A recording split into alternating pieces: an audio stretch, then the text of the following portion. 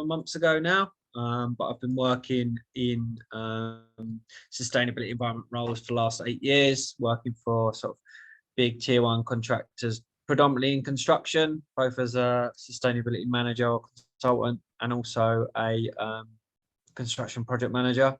So yeah, know a lot about the sort of hands-on approaches, and then set up the consultancy because I was fortunate enough to place second in the Plymouth Back the Future climate change competition, and that project predominantly focuses on a project that I initiated called the Sustainable Cycling Symposium, which is essentially a project to get Plymouthians predominantly cycling more to reduce their carbon footprint. So more cycling, less car, less emissions from cars, better air quality, better health outcomes, things like that. So there's a series of events I'm running. The next one's at Pure Electric on the 13th of May at Pure Electric Shop in Plymouth City Centre. But if you want to know more, you can go onto my website. So it is www.recrovida.com.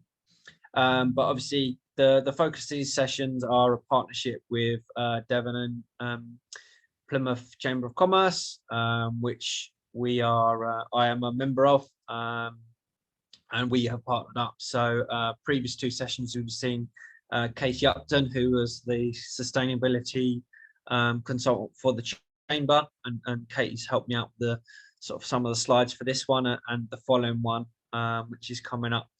So yeah, she's unfortunately now left the chamber, but yeah, she's helped me out with those sessions as part of this partnership, and that's why I'm at the chamber HQ today, presenting this slide deck.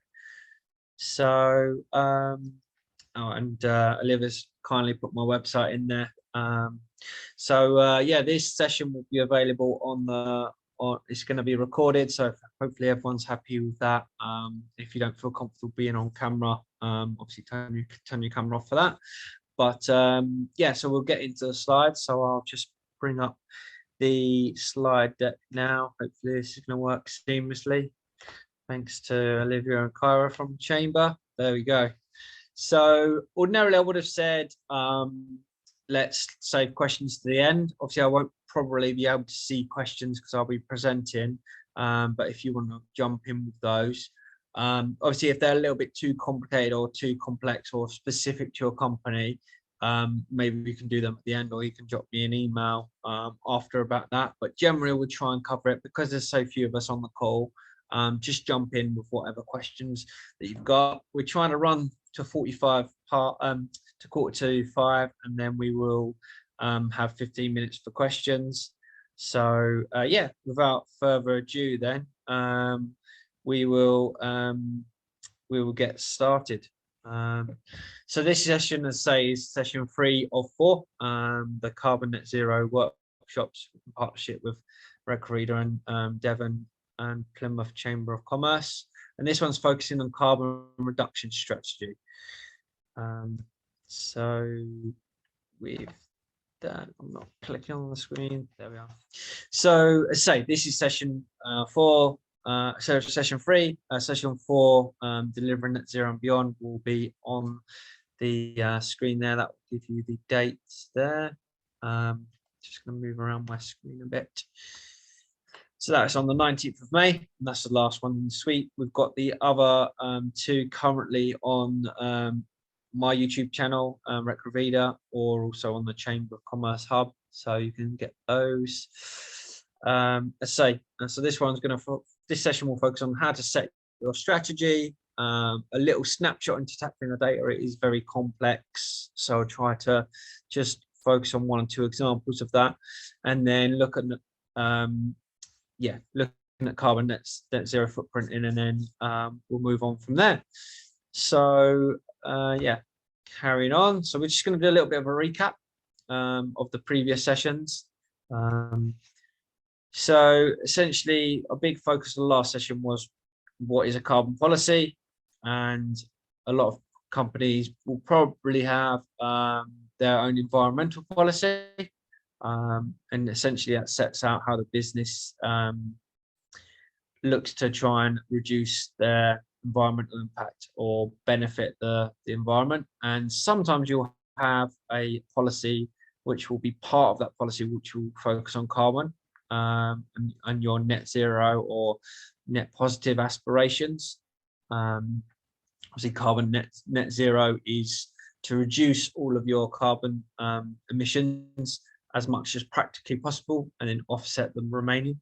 Carbon positive is essentially that process, but you then sequester or take in more carbon than you offset, but then you give out as a business in layman's terms.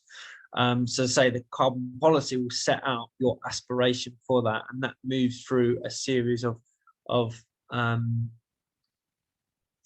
levels depending on where you are on your sort of carbon journey. So that so to set an effective carbon policy, so what we went into quite a lot of detail on the last session, you essentially need to have that defined. So what it is you're actually modeling that upon. It needs to be sort of number based. So essentially you will say we will reduce our carbon based upon a 2020 year baseline, so a full year of reporting, and that can be at any point in the year, but it's generally the calendar year or the financial year, generally is how businesses do it. But you can set it at any point from point A to point B, and generally that should be what is classed as an average year for your operations. So a lot of companies are still utilising 2019 as an average year, because 2020 and 2021 are probably a little bit skewed with the implications of COVID and shutdowns and people working remotely. So realistically, probably 2022 will be the next year that people utilise with the kind of a turn of phrase new normal. So yeah, essentially, then moving on to the sort of time-based element. So you might say that we're going to reduce our carbon emissions based on our 29 baseline by 2030 by 65%, for example. And then when you move into towards the sort of top tier of those elements, you'll use sort of, you'll report which standard metric you're using, for example, maybe like an ISO standard. And then you will have that assessed externally, so that someone can ratify that information, and then you will utilize a standard metric. So science-based targets, for example. You might have seen that advertised. So moving on to why you should create one. There are numerous benefits of this. In the recent years, businesses can no longer, if they want to operate the top tier, they can no longer just be profit focused. They can't just focus on their services. To be competitive in a sort of quite diverse marketplace now, you have to be sort of acting in a social, corporate responsible way. So that is one element, and then say setting your carbon standard. It's big at the moment. It can help with your brand reputation, be more competitive from going through that exercise in terms of not only your business operations, but your financially. So there are lots of different elements that I won't labour the point too much on that one. And then moving on to, obviously, hopefully most of the businesses on the call today will be sort of Southwest, Plymouth, Devon, or around the region. It's a big difficulty for attracting talent and retaining talent generally in any workplace, particularly now with regards to certain specific roles such as sustainability, where there is a sort of overnight need for good quality sustainability consultants. And yeah, one way that you can do that is act in a way that you know, for the bigger picture. Essentially, there's a lot of studies into new sort of ways of working and new talent with regards to, maybe coin again another term, millennials, the way that they approach and the way they approach selecting companies that they want to work for, it's a lot more focused around what that company does and what that company contributes to in the wider sort of society or social or social value, as opposed to just being for one specific purpose of, you know, banking or construction or things like that. So yeah, so that's sort of touching on some more of the benefits. And then what I was talking about on the sort of 2 slides prior is the levels of policy. So you can essentially just have a carbon statement to say we will manage our carbon, or you can say we will aspire to be carbon neutral, or then, as I say, moving towards the sort of level 5s utilizing a standard reporting method such as British Standards or ISO 14001, etc. And then, yeah, moving towards the sort of more accreditation base at the top end of the scale. So thrown out there, obviously you've got a little crowd today, so don't be shy. Has anyone actually had a go since the last session or up to date had a go at drafting your own policy for carbon? Doesn't sound like so. I know a couple of conversations earlier said maybe that might not have been the case. So so move on, not to worry. So hopefully you've moved on from that original base point. So yeah, a little bit more about setting targets. As I say, a lot of companies are looking around that with regards to their scope 1 and scope 2, and I'll talk about scope 1 and scope 2 in a second. And then, yeah, scope 3 is the big one, obviously main focus of today's session. So yeah, recapping. So scope 1 emissions are to do with on-site fuel combustion. It's to do with the use of company-owned vehicles and then generated from refrigerant losses. So that is sort of the fundamentals of owned assets, of how much carbon is given off from that, or carbon equivalents. So obviously the refrigerant gases will have will be different to carbon, as carbon being the baseline of that net environmental impact. And then, yeah, refrigerant gases such as like hexafluorocarbons and things like that have obviously a higher global warming potential, but then they are baselined against the carbon, which is global warming potential of 1. That'll be in the previous 2 sort of slide decks if you want to go through and confirm on that. And then moving on to scope 2, so that is essentially your purchase electricity. So anything that you purchase from utilizing that energy, and obviously that is focused on your non-renewable energy, although there is still a small element of carbon given off from the supply of and loss of and creation of the products utilizing in that sort of power process. But generally, if you are on what's called a green tariff or renewable tariff, your scope 2 emissions will be negligible, essentially. So that's where the biggest wins are, and that's sort of a lot more what I would term as in your control, from your in your purchasing power, from your ability to influence. It's in your control. And then I'll skip through this one because I'm probably shouting that hasn't been progressed as much maybe. So I say scope 1 on site, from your company owned assets, buildings, refrigerant gases, and company owned vehicular travel. Scope 2, your electricity, and then scope 3 is always essentially termed as anything else. So yeah, that's essentially the breakdown of that. And then probably gone over that a little bit already, so I'll skip through that there. But yeah, so scope 3, essentially all other emissions from your sources you do not own or control. So that's a key part, that own or control. So this includes sort of your supply chain, also termed more of an Americanism, I think, a value chain. So anything external to your company, and so business travel we'll talk on later. But some people might not fully appreciate. So any sort of embodied carbon from your water or your waste also is calculated within that scope 3 emissions. So yeah, we're up to the scope 3 emissions section. I don't know if anyone has any questions at this point. No.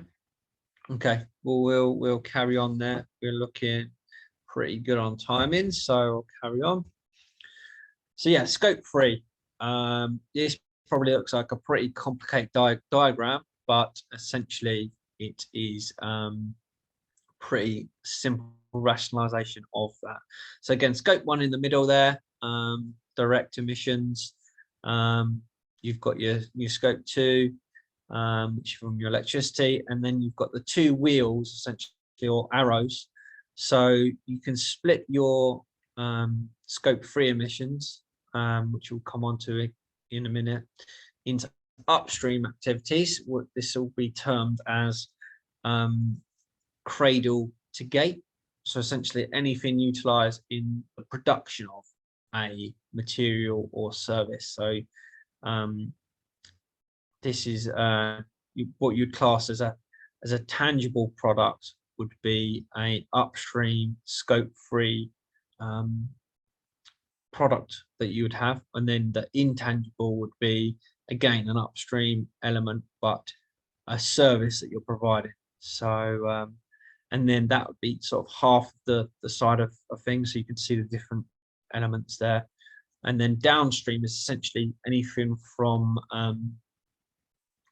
your factory gate essentially to the grave. So cradle to grave. So anything from the point at when that leaves its use to the sort of end of life. So yeah, a little bit complicated in terms of terms. There's lots of different terms for different subcategories, but hopefully we'll try and finesse them through the rest of this session. So yeah, splitting them down then. So scope 3 split up to 15 categories. And then focusing on the upstream, so the left-hand side of that diagram that we were looking at. These are the 8 categories which fall within that.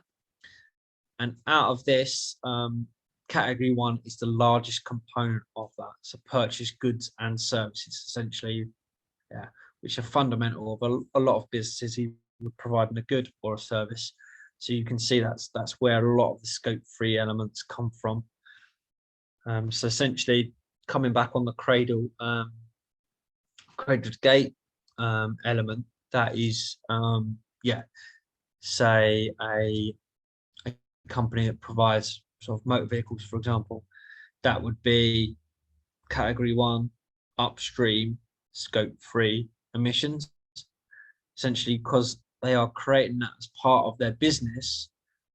That's the product that they generate, but then their scope 1 and 2 emissions will be from the production of that facility. But then the embodied carbon, for example, I know Lisa was mentioning that before. So embodied carbon is essentially any carbon which is factored into the construction of a element. So generally, I think Lisa's experience is in construction. So you would have embodied carbon of steel, cement, timber, of which are obviously elements of a construction of a building. So similarly, that for using the motor vehicle example, you would have embodied carbon in that product, but then the scope 1 and scope 2 emissions from, say, Ford or Maserati as vehicular manufacturers, they would have their on-site electricity use, which would be scope 2, and then their vehicles, their buildings, essentially any emissions coming from that will come into their scope 1, but scope 3 will be essentially their services or their products that they provide. So touching on some of the other elements of that, the waste generated from that vehicle manufacturing process would be in category 5. And then you've got, your business travel, and your employee commuting, which we'll talk about later. And then any leased assets. So say for example, Ford decides to set up a temporary factory in Italy, for example. That factory is leased. That will then become in there. So although the electricity used is kind of part of their, ordinarily if they were in the UK and that was their own vehicle, owned factory, it would fall in their scope 1. Because it's a leased asset, it's not under their direct control, they'll have a landlord for that. That will come into category 8 of that carbon scope 3 emissions. So you can see how there's a little bit of crossover between reporting scope 3, and generally a lot of companies have committed to reporting on scope 1 and scope 2, just because they're a little bit easier to be able to control and understand, and find the information and evidence for. But yeah, scope 3 is generally being left, because it is complicated where you draw the line. And that's why like we were talking about earlier with the carbon policy, when you define how you've come around, disclosing how you've come around finding that carbon net zero sort of figure, is a big part, and having that externally verified and using a controlled systematic method, or industry recognized methodology is so important for the validity of it. Especially now more and more companies are trying to disclose that, rightfully so. There's a lot, sort of maybe a few unverified or not as well disclosed methodologies there, which obviously once you get towards a sort of high level of company operation, there's lots of people looking at that and saying, well, why haven't you disclosed this? Or, like similar to sort of maybe in the sort of early 90s, early 2000s, companies not maybe fully disclosing where they manufacture certain goods, or sort of the labor conditions. Now we're moving towards that element of social responsibility, where you would have full disclosure of your carbon and that reporting. Gone off on a little bit of a tangent there, but just sort of giving the wider context to that and the rationale behind that. So yes, now we'll move on to the second half of the 15 scope 3 categories, which relates to the downstream emissions. So essentially, that when that product or service leaves a company's control or ownership, so they no longer have control, is the downstream element. So you can see there, for example, McDonald's, for example, has lots of franchises. Those will not be counted in their scope 1 or scope 2. Sorry, scope 1 as an asset owned and controlled by the company, because it's franchised. That will sit in the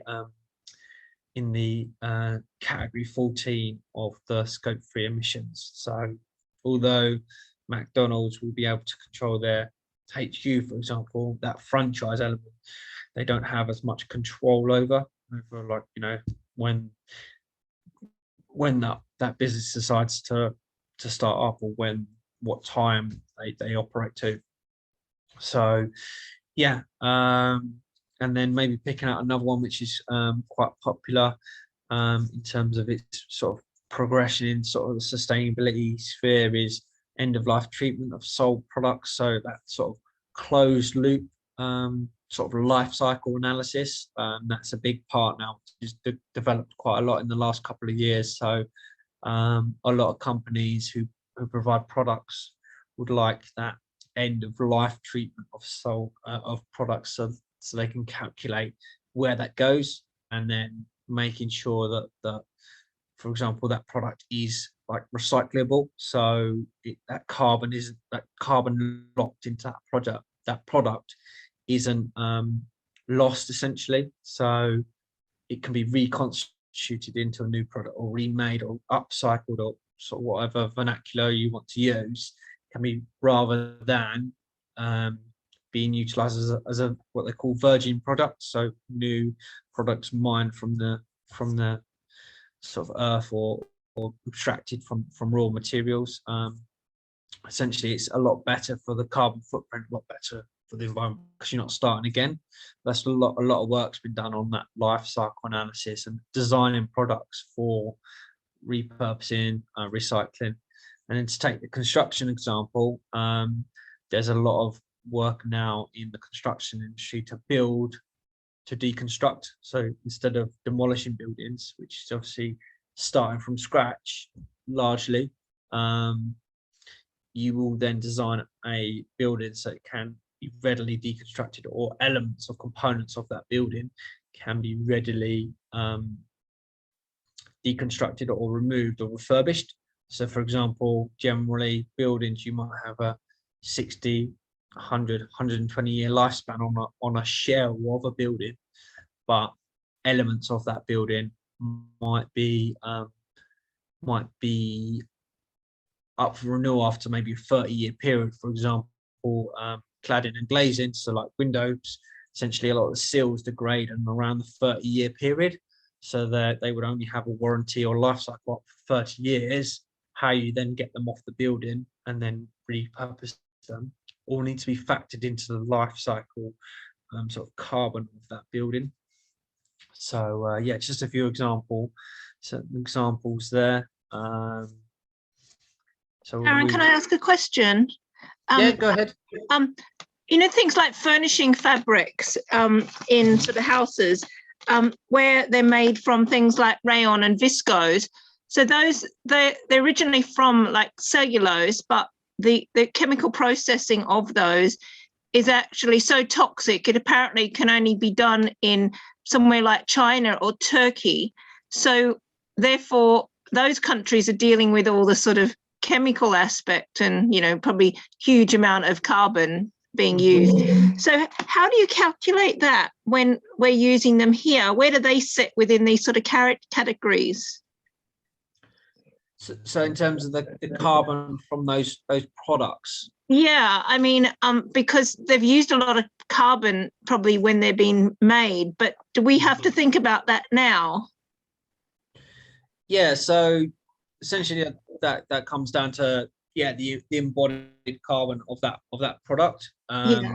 So if, for example, you're specifying that as part of the scope of works for a construction project, you would essentially calculate that in the scope 3 element of that. And I think let's have a quick look from that. Sometimes it's quite hard to look at that. I would probably put that in scope 1. Category 1 of scope 3.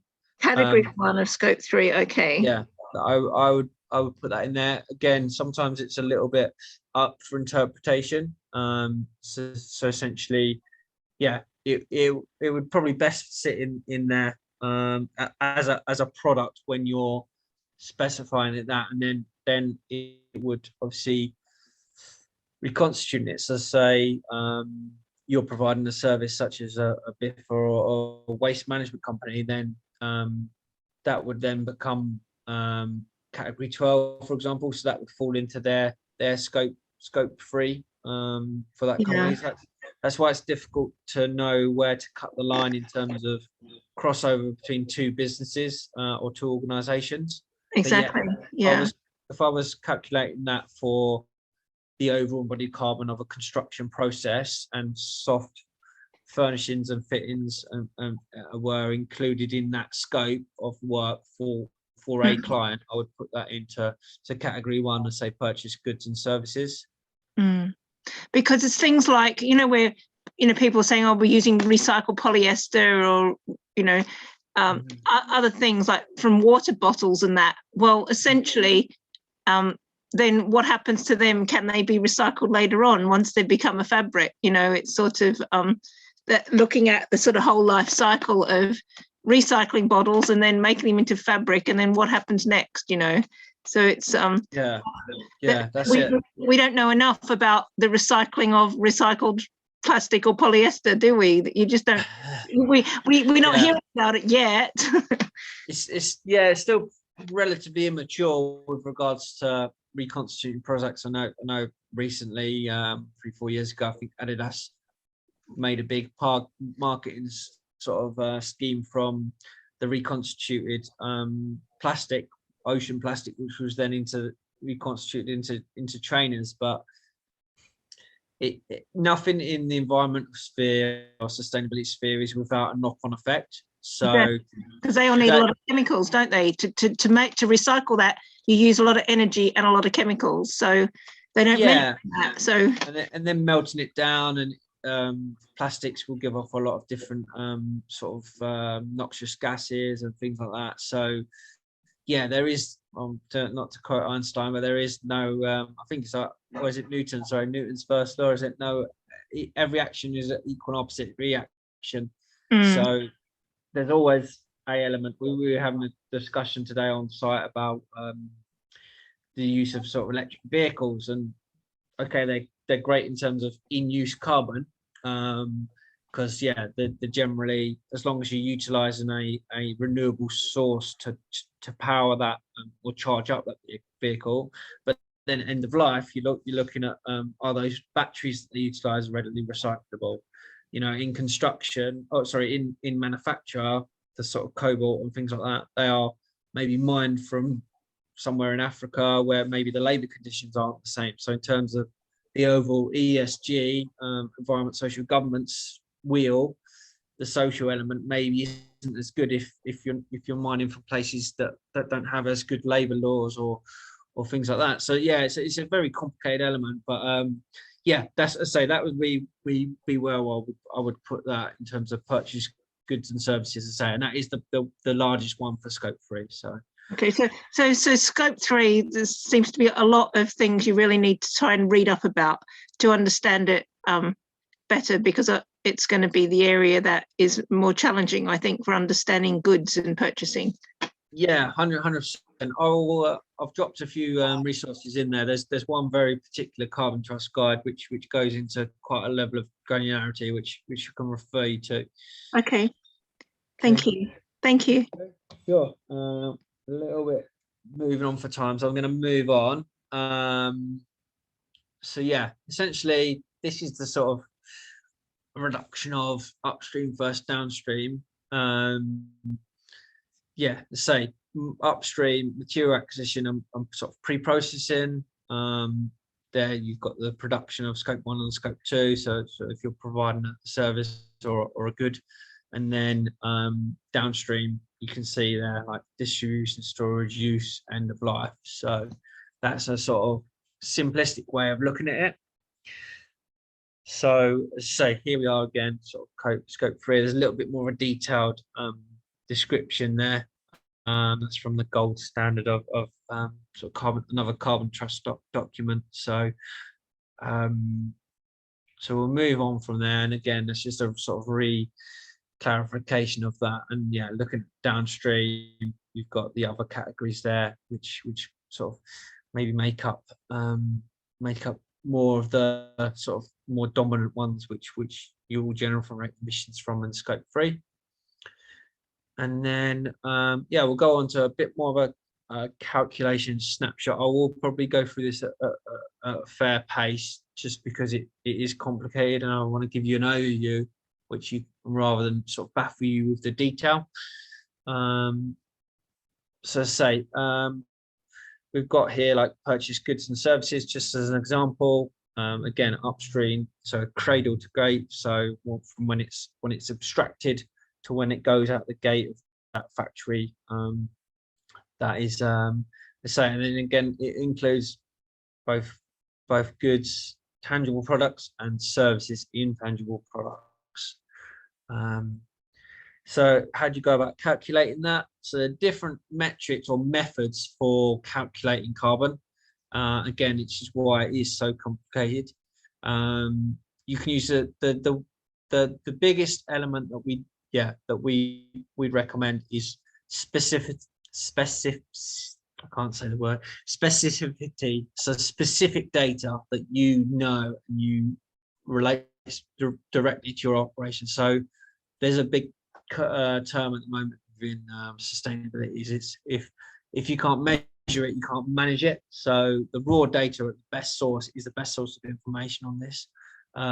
So yeah, supplier specific is the best. Then you can utilize sort of the hybrid method, so utilizing supplier specific information if you've got it, and then plug in the gaps with industry recognized data sets or things like that. That is probably the most dominant one, just because a lot of organizations might not be able to go down to the nth degree of detail, especially when their supply chain gets larger and larger. So the hybrid method is probably the most common. And then you've got sort of the average data method, or spend-based. Spend-based is probably your sort of last resort. It's based upon like economic values of products or services. It's not particularly accurate, but yeah, it's a go-to if you need to. But as I say, the key thing as well with reporting is being open and transparent of your journey and where you are and what data sets you've used. Without doing so, it kind of brings into kind of disrepute how open you'll be in, and whether or not you're maybe trying to massage the data a little bit, which happens probably more often than you might think. So that's a little bit on there.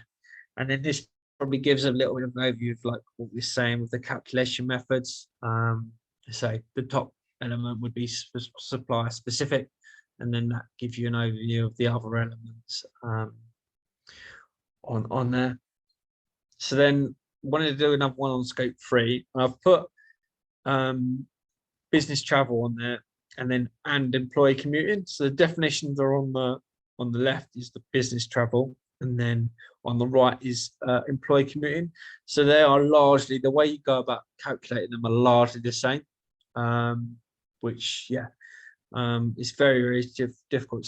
So I'll go on to this briefly. So if you have a company owned vehicle that is used for company operation, that would sit in your scope 1. However, if you have a leased vehicle for your company, that would sit, and it is being used for business travel. So maybe a Amazon van, for example, that is leased, that would then fall into the business travel element. It's purely for that business element. And then if you had a consultant, for example, who had to go from Plymouth to Taunton for a work visit, and they were using their own car, so not owned by the company, then that would then come under the scope 3 category 7, which is employee commuting. So it just gives you like the differences between the 3 of those is quite similar, but there are distinct differences in that, and that's probably why you might see companies starting to incentivize car allowances as opposed to company cars, because then they can reduce quite readily their carbon emissions from the scope 1. Lisa, did you have a question? Yeah, I did. So if you have a member of staff who's got a really old car, that sort of diesel and really polluting, that goes into your and say they're a contractor, so does that go into your scope 3? Yeah. So that directly affects your business then? Yeah.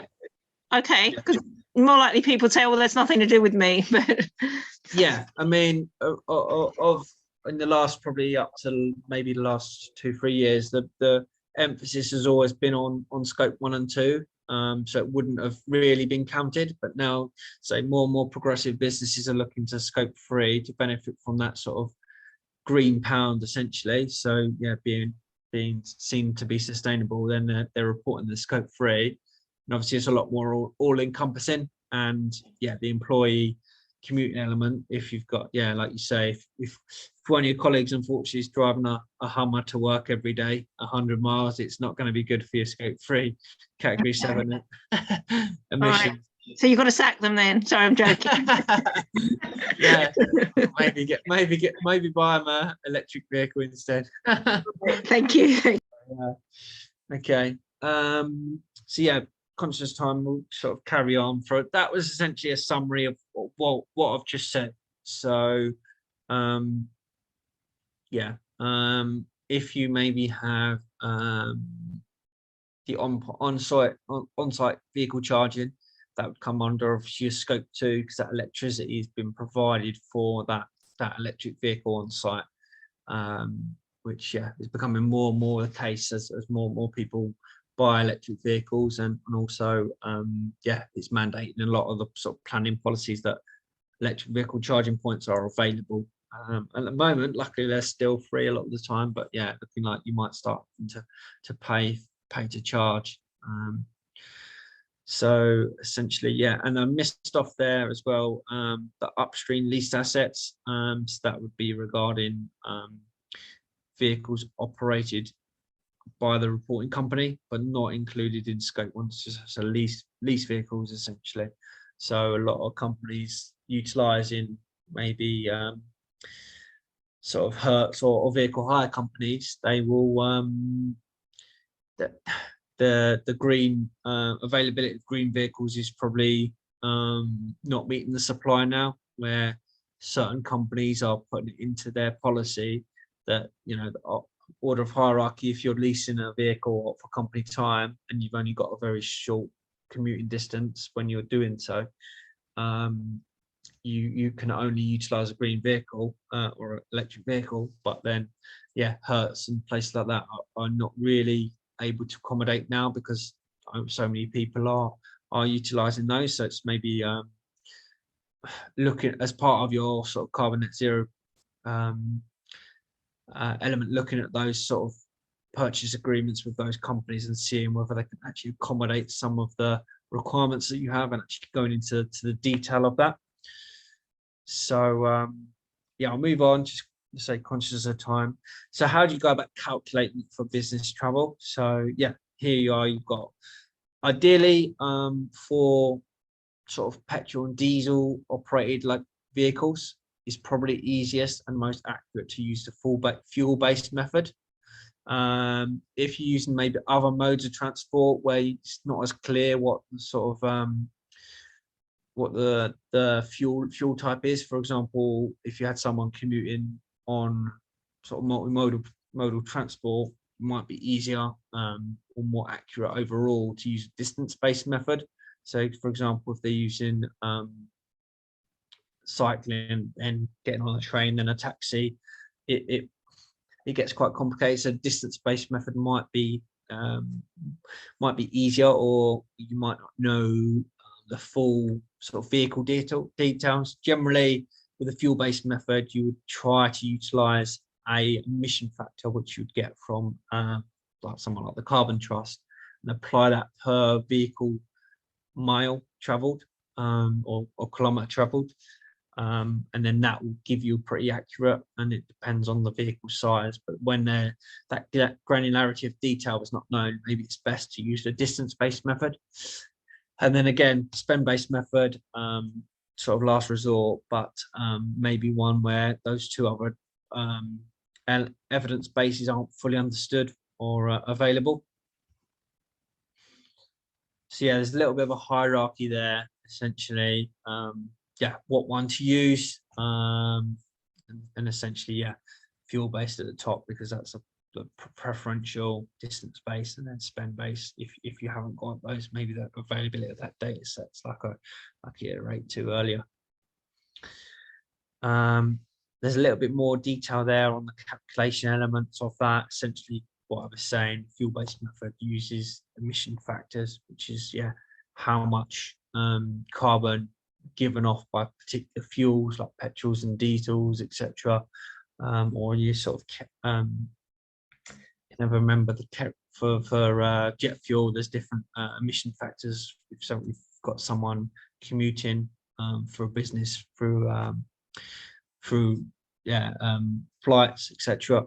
And then a little bit more on the sort of distance-based method.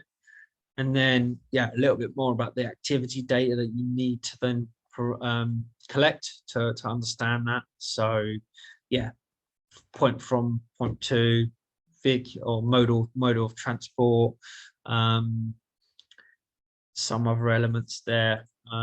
Yeah, kilometers traveled. Generally, sort of a lot of these will be kilometers as opposed to miles, but you can convert that. The least amount of conversions that you do, the less opportunity for error and the less sort of rounding errors. So the more you record data in the format that it needs to be, the better. Ultimately, it's only fractional, but if you've got a big operation, it starts to those rounding and conversion elements that decreases the accuracy of that data or that overall output. So just something to be mindful of when you're setting up that sort of policy or the carbon reduction strategy.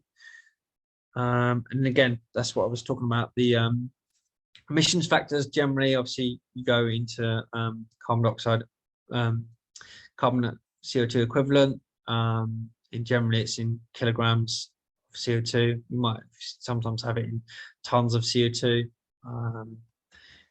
And yeah, the global warming potential of those emissions. You see, if you've got aircraft, if you're using sort of plane trips, it's going to push that up quite significantly. So yeah, obviously one of the benefits coming out from a sustainability standpoint of sort of COVID, that business travel, employee commuting is massively reduced. Although there has been sort of adaptations now about the sort of impact of teleworking, telecommunications, so working from home, that will sit in the employee commuting, so category 7 of the scope 3 now, because essentially, even though you're not traveling, you need to factor in the utilization of that energy, be it ICT, electricity for telecoms calls, heating, things like that. So that would come into the, like, maybe a little bit of a adjusted fit for that, but essentially that's where it sits now. And that's been a recent sort of reclarification of that. So yeah, a little bit on the calculation here. So essentially, yeah, business travel is distance traveled times emission factor, so fuel type, etc. Plus, and then yeah, the additional emissions factors of other elements of that business travel. So yeah, easy, maybe not so. So this is something that obviously we provide as a service. Sort of done a lot of carbon calculations as part of my roles, as I say, working for sort of different tier 1 contractors in construction.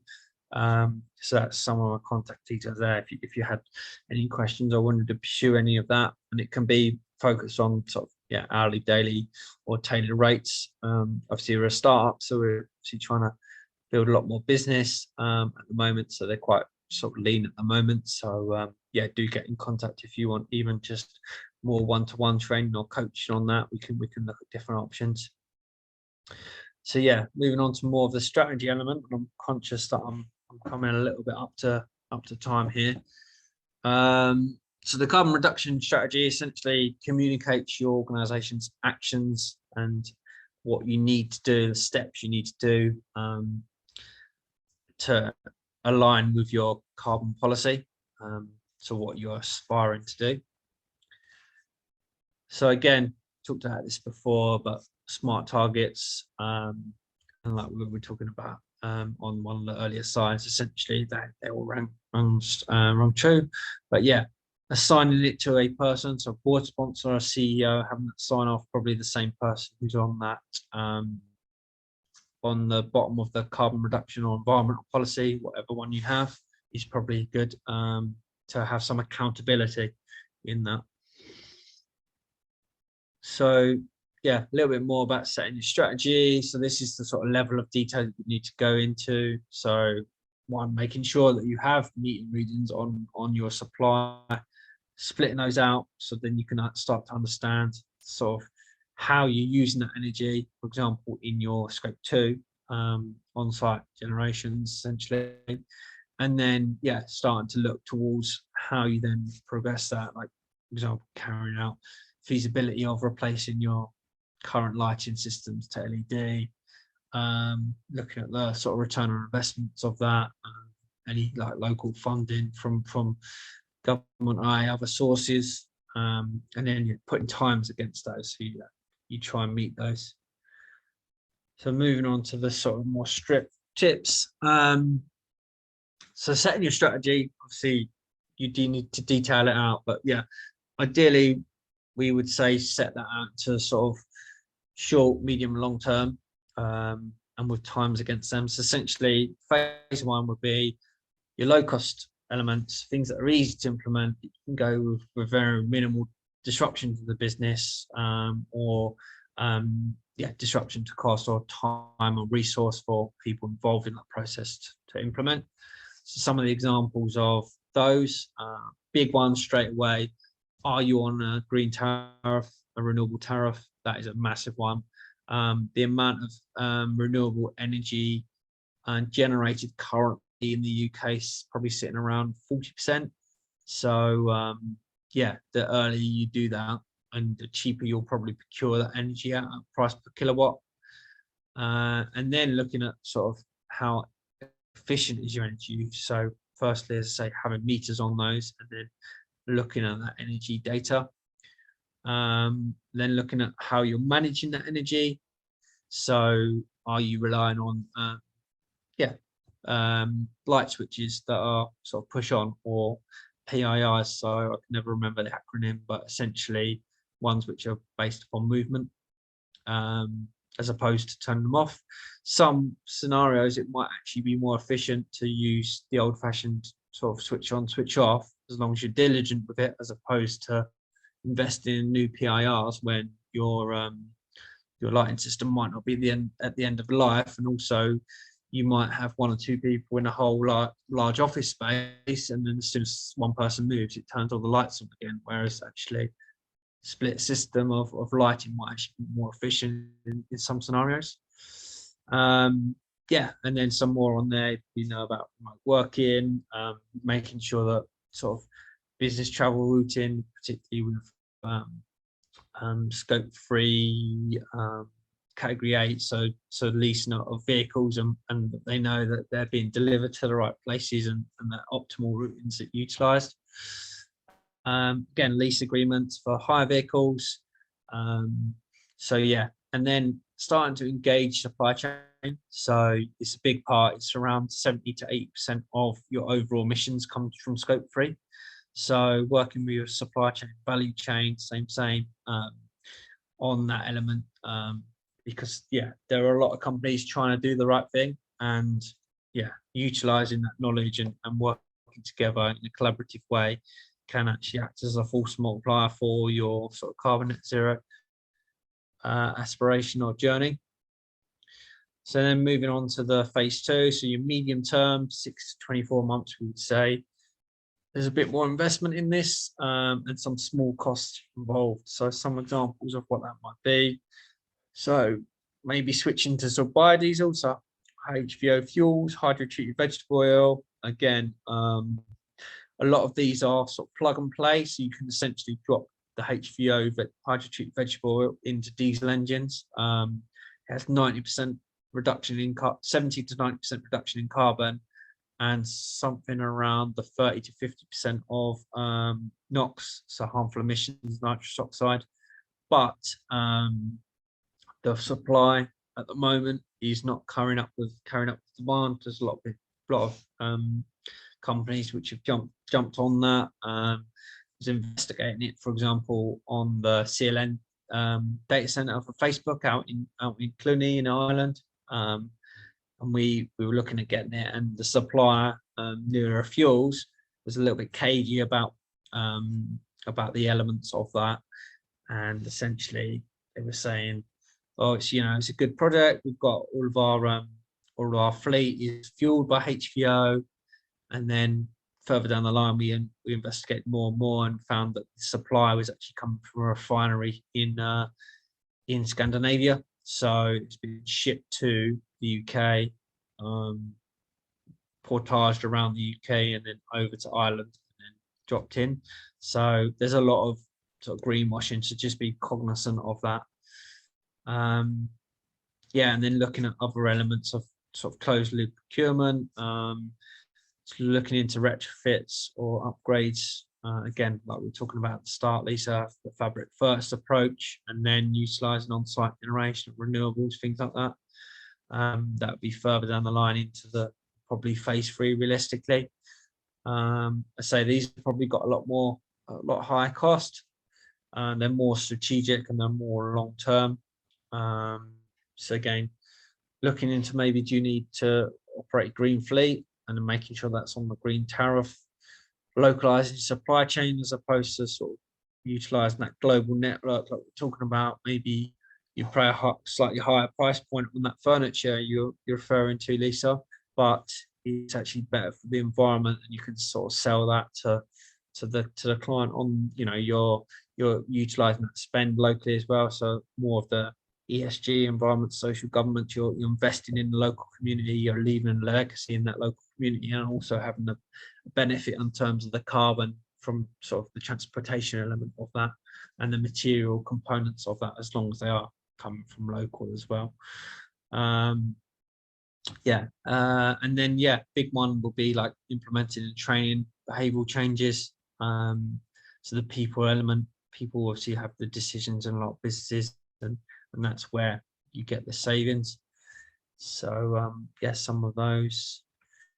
So that's a little bit of a whistle stop tour towards the end. Next steps. So collating your data sets and evidence, that is the biggest element. You can help with. You can utilize available data sets from, like I was talking about, but the ones that are most closely related to your organization are the best. Calculate your scope 1 and 2 emissions. You can do that probably fairly easy. Write in your carbon policy, draft your carbon reduction strategy, and then I'd say my advice would be to engage a specialist for that scope 3 calculations and finishing off that carbon reduction strategy with your sort of baseline data. And connecting up the supply chain. There's a lot of companies, obviously majority of the companies, I think 75 to 85% of the companies that are part of the chamber are SMEs. So there'll be lots of companies in similar positions, especially those in your supply chain. So look to connect that up. So next session, as I say, will be more on that, about how you start to deliver on that carbon net zero a journey. And then the links there are in the slide pack. I issue this out as a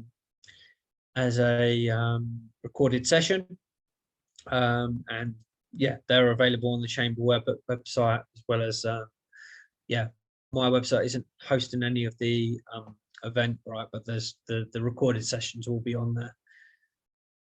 And then preparing for the next session, essentially just start.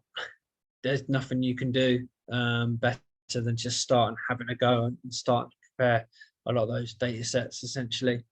Contact us if you've got any queries, anything that you'd like covered specifically in the next workshop. We can cater that in. And then onto the Q&A. Has anyone got any questions?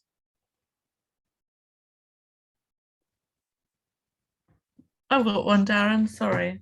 Go ahead, Zoe. Yep. Sort my video out. So really interesting. So thank you, and apologies, I've missed, I think, 2 sessions or 3 sessions or whatever. So you might have covered it there.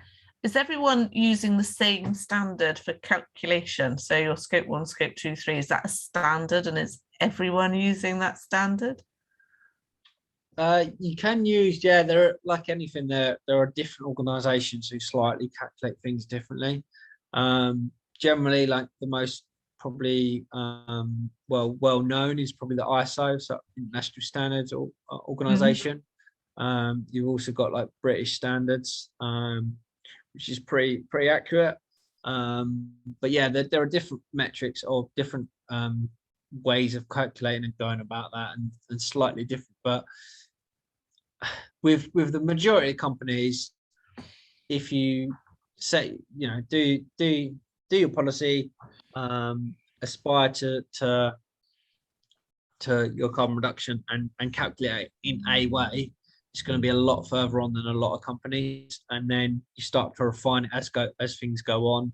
And then sometimes you'll have a rebaseline. So you might get 5 to 7 years in and then decide to rebaseline your carbon, because your business would have evolved there. And then the way that operates is going to be different. So you then rebaseline and then relook at it with essentially a fresh set of eyes and apply it at that point. Obviously, it's an evolving industry, so more and more information comes into it. More and more, for example, with what we're talking about with Lisa, the embodied carbon.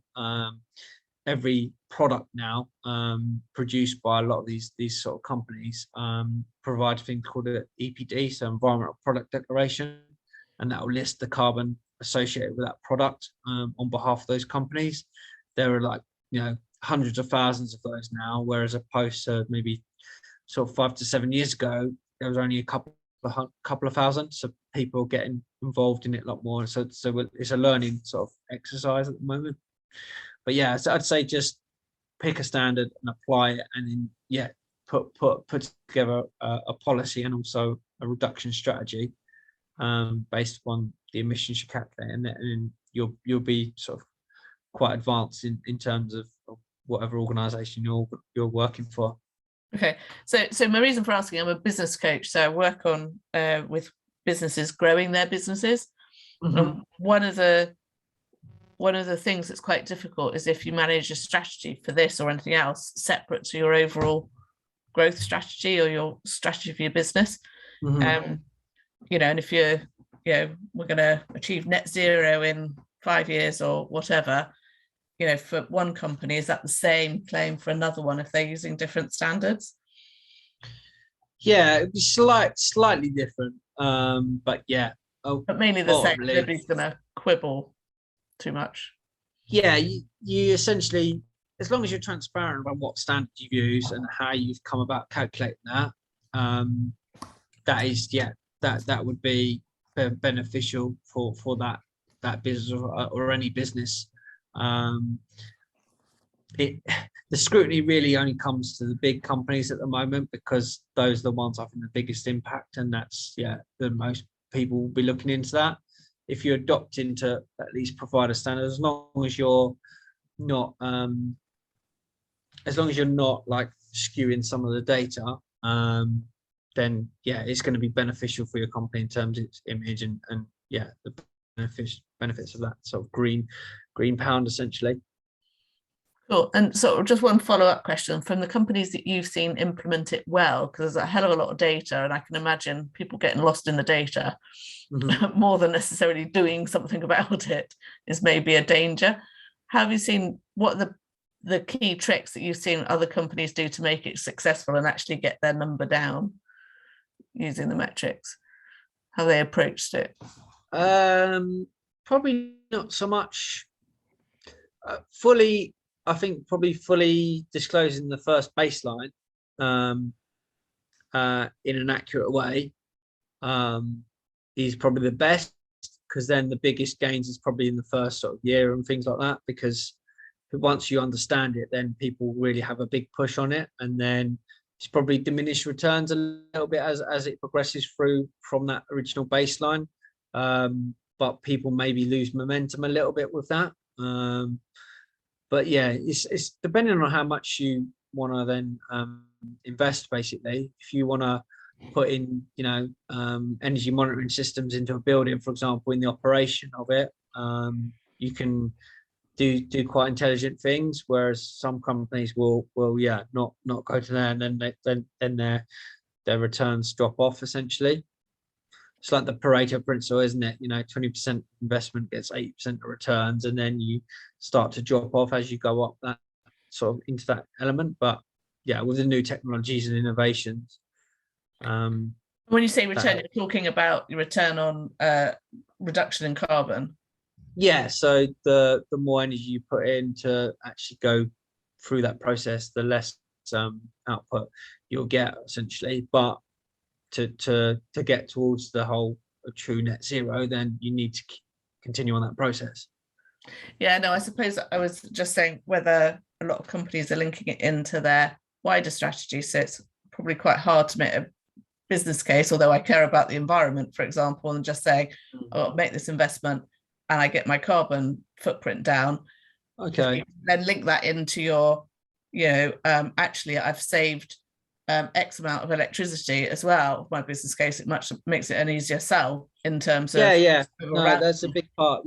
So I misinterpreted the question. There's a big part of the return on investment from reducing your carbon. Also, if you track the energy reduction, that obviously equates to pounds. But then I used to work for a company called Mace, and the new drive for like responsible business, the biggest clicks on the website was on, the biggest search on the website was sustainability. All of the news articles had maybe 3 times the amount of engagement on any sustainability related themes. So acting that away generated traffic to the website, and then obviously result on business from there. So it became a big part of the overall strategy, not just the corporate responsibility strategy. Yeah, and that's the trick, really, isn't it? It's my guess is linking it into how it benefits the wider company, not just on their kind of that's how you get box kind of thing. That's how you get further down the line. The more investment in the technologies, like for example, water reduction technologies or energy monitoring systems, that's where you get the investment in, because you've already demonstrated the cost savings that you've, as well as the business. Yeah. No, okay, great. Thank you very much. Okay, brilliant. All right. I think everyone else might have left on the call. There's my details. I'll send them out as a slide, or the chamber will send them out. So you've got all of those. And then there's some more resources there if you want to start looking into it. But yeah. Brilliant. Well, thank you. Thanks for coming, Zoe. That's quite a tough gig, I think. Yeah, a little bit hard to articulate, but there we are. Yeah. All right. Well, thanks, Zoe. You have a good day. Yeah. Wish you well. Bye-bye. Thank you.